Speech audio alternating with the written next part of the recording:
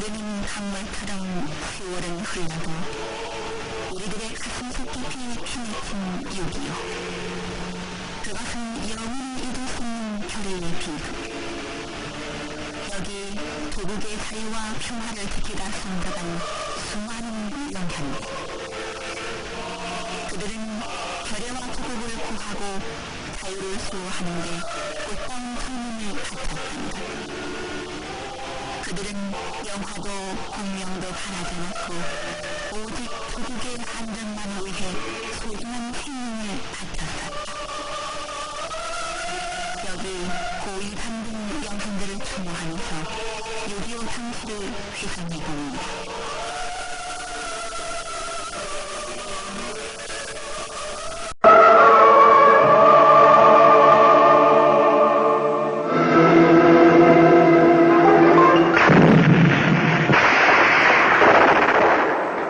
(1950년 6월 25일) 새벽, 북한 공산집단은 38선 일대에 미리 집결시켜 놓은 20만 대군과 소재 탱크를 앞세우고 불법 남침을 감행해 왔습니다. 그러나 우리 국군은 빈약한 무기로 대항할 길이 없어 부득이 후퇴하지 않을 수 없었습니다.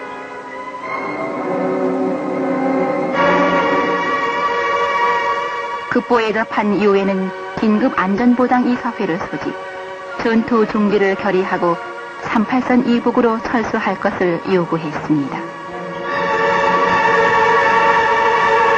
그러나 북한 공산집단이 이에 불응하자 유엔은 사상 처음으로 군사제재를 가할 것을 결의, 군대를 급파했습니다.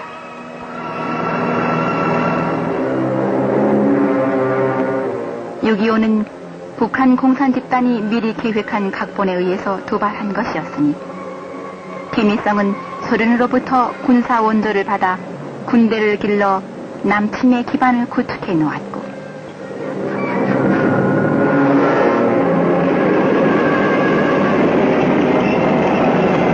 급기야는 6월 13일까지 비밀리에 병력을 38선 지역으로 이동 집결시켰던 것입니다.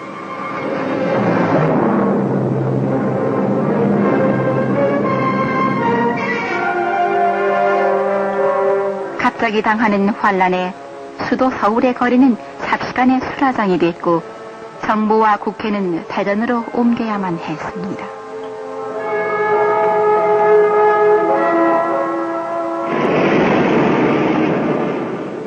남침 3일 만에 서울은 공산군의 팔에 짓밟히고 말았으니 우세한 장비를 앞세운 공산군은 계속 남으로 침공을 가해왔습니다.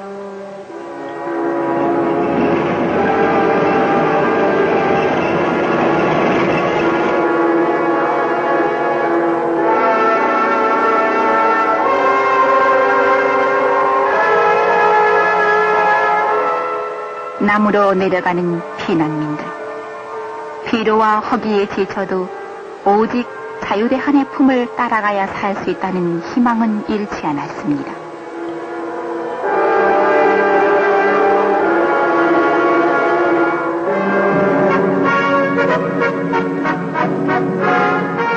유엔은 유엔군 총사령부를 동경에 설치하고 사령관에 메가더 원수를 임명했으며 미국을 비롯한 참전 16개국 군대가 속속 부산에 상륙, 한국에 대한 무력 지원에 나섰습니다.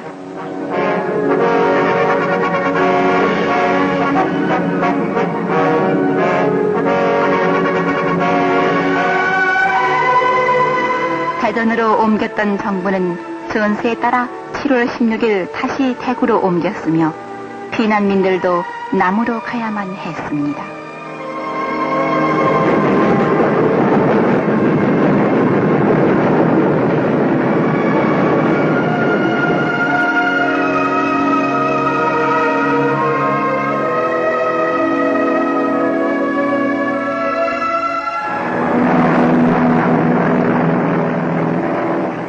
유엔 공군기들은 적의 남침을 지연시키기 위해 적 점령 지구의 보급기지를 강타했습니다.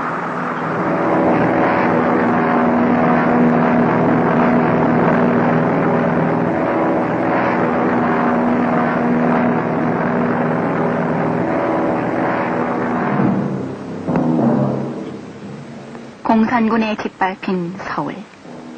미처 피난 가지 못한 수많은 시민들은 강제 노동에 끌려 혹사당했고, 애국 시민들은 소위 인민재판이란 이름 아래 감금, 납치, 학살됐으며, 특히 군병 가족들은 집단으로 살해됐습니다.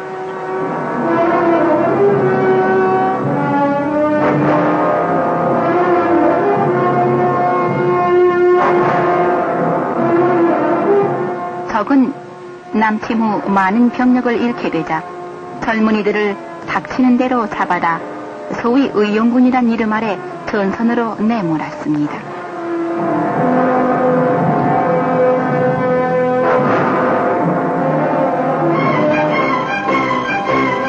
전세는 기울어 동부의 포항이 잠시 적수중에 들어갔으며 북으론 외관, 서부는 낙동강으로 전선이 압축됐습니다.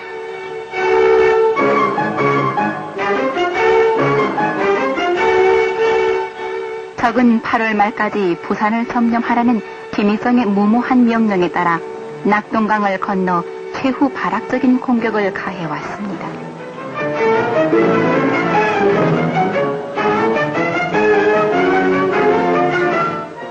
이 장면은 공산군의 인해 전술. 당시 낙동강 전투가 얼마나 치열했던가를 증명해주고 있습니다.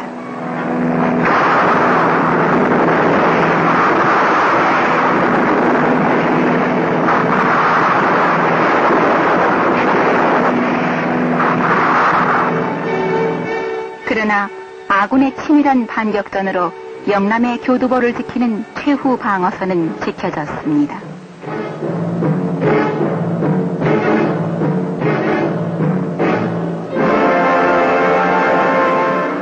(1950년 9월 15일) 인천 상륙작전. 메가더 원스가 기함에 탑승 직접 지휘했습니다.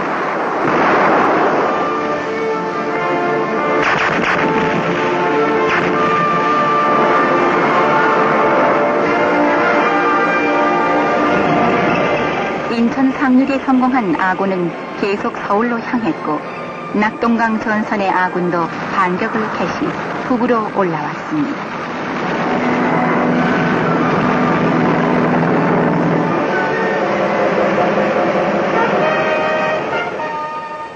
드디어 아군은 한강을 건너 서울로 진격, 1950년 9월 28일 서울을 수복했으며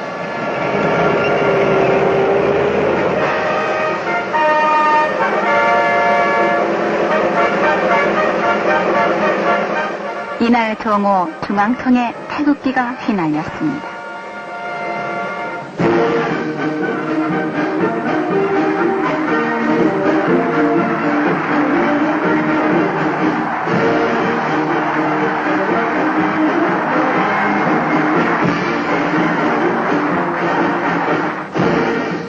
여기는 당시 남대문 거리의 모습.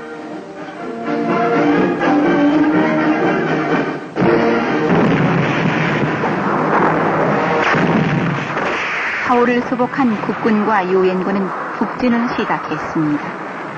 동부 전선을 맡은 국군 3사단과 수도사단은 10월 10일 원산에 진주.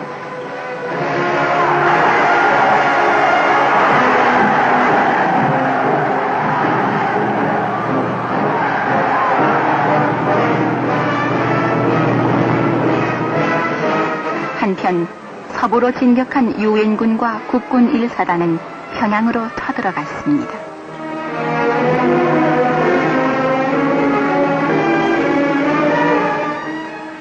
(10월 19일) 국군은 대동강을 건너 평양에 진주.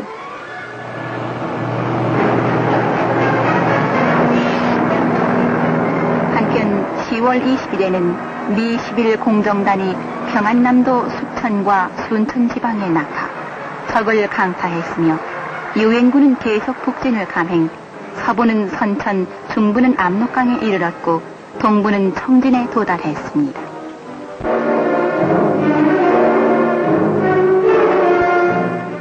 그러나 이 무렵 중공은 한만 국경에 60만의 대군을 집결, 압록강을 건너 불법 침공을 가해왔습니다.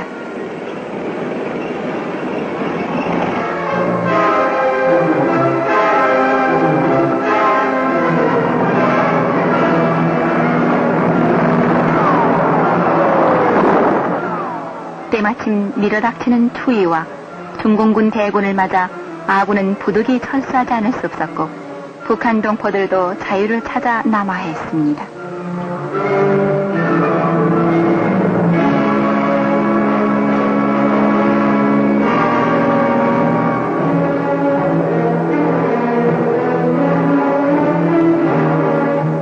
이것은 죽음을 각오하고 대동강 철교를 넘어오는 장면. 강에 떨어져 목숨을 잃은 사람도 부지기수였습니다. 1951년 1월 4일 우리 정부는 작전상 부산으로 철수했습니다. 이것이 괴로웠던 일사후퇴.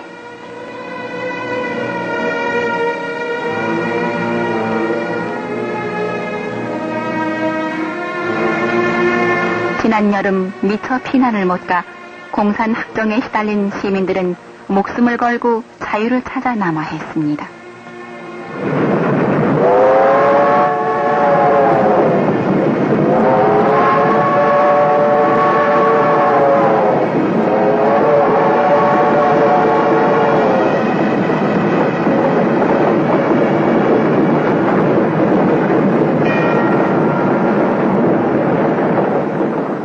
허기와 추위에 지쳐 쓰러진 시체,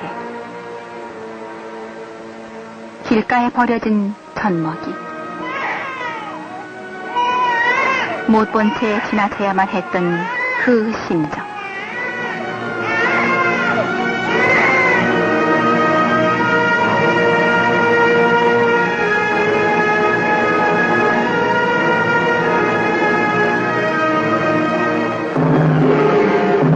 (1951년 1월 15일) 북위 37도선의 방어선을 구축했던 아군은 드디어 반격을 개시.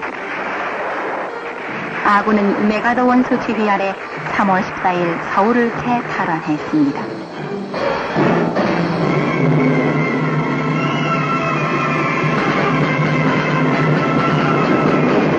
서울을 탈환한 아군은 적을 추적, 북진을 거듭했습니다.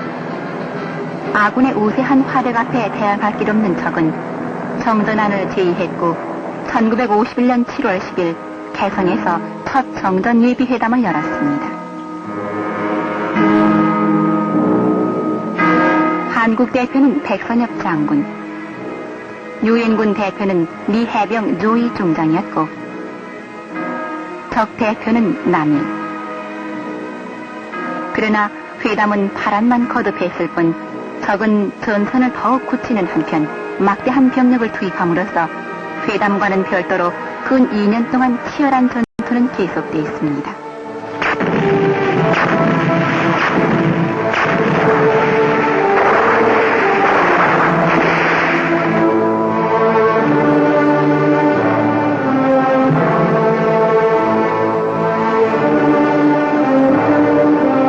그리하여 서로 간에 많은 피해만 내고 우리 민족의 수권인 남북 통일의 꿈을 이루지 못한 채 1953년 7월 27일 휴전협정이 조인됐고 3년 1개월에 걸친 6.25 전란의 보성은 멈췄습니다.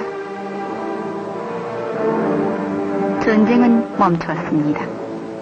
수많은 생명과 재산을 삼킨 채, 그리고 남북 분단이란 혈의의 비원을 남긴 채 전쟁은 멈췄습니다.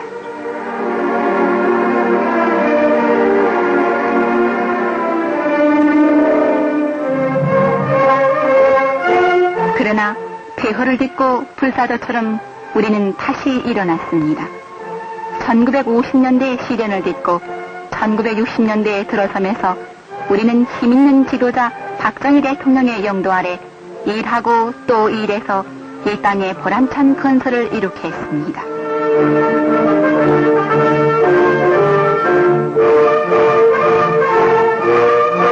그리하여 우리는 북한 측을 능가할 수 있는 힘을 길렀고 이를 바탕으로 우리는 자주 평화 통일의 노력을 주도할 수 있게 됐습니다.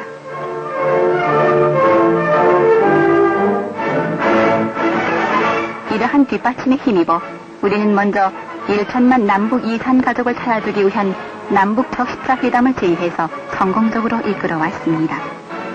그러나 회담이 진행되는 동안 북한 측은 모든 침략 준비와 공격 태세를 갖추었습니다. 그리하여 박 대통령은 6.25와 같은 비극을 미리 막기 위해 국가 비상사태를 선언, 총력 안보 태세를 정비 강화했으니 결국 북한 측은 우리의 힘 앞에 전쟁 도발을 포기하는 상태에 이르렀습니다.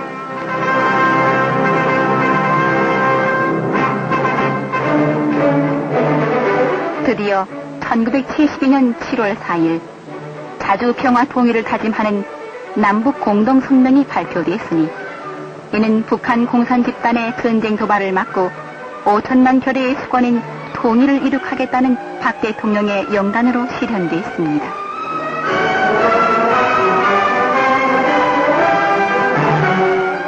그러나 남북 대화의 길이 트였다고 당장 통일이 되는 것은 아닙니다. 또 평화가 온 것도 아닙니다. 우리는 결코 성급한 기대나 분별 없는 비판 선동을 삼가야 합니다. 우리는 남북 간의 대화의 대결에서 승리하기 위해 국민이 한데 뭉쳐 박 대통령의 뜻을 받들어 총력 안보 태세로 뒷받침해야 합니다.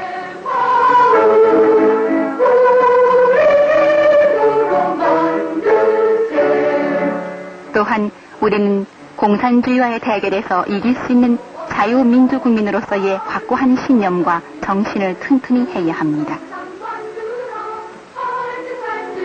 그리고 무엇보다도 중요한 것은 꾸준히 국력을 길러야 하는 것입니다. 첫째도 국력, 둘째도 국력입니다. 우리는 환상적인 생각을 버리고 지금 우리가 거국적으로 추진하고 있는 새마을운동에 정성을 기울임으로써 우리의 국력을 더욱 튼튼히 길러야 합니다.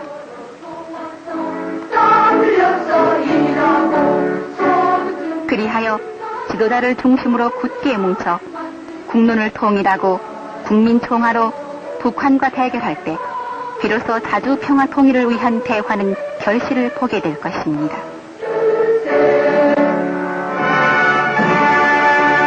우리는 다시 한번 6.25의 교훈을 되살려 날카롭게 현실을 주시하고 더 한층 우리의 마음 자세를 굳게 가다듬어 자주 평화 통일의 그날이 올 때까지 힘을 기르고 마음을 모아야 하겠습니다.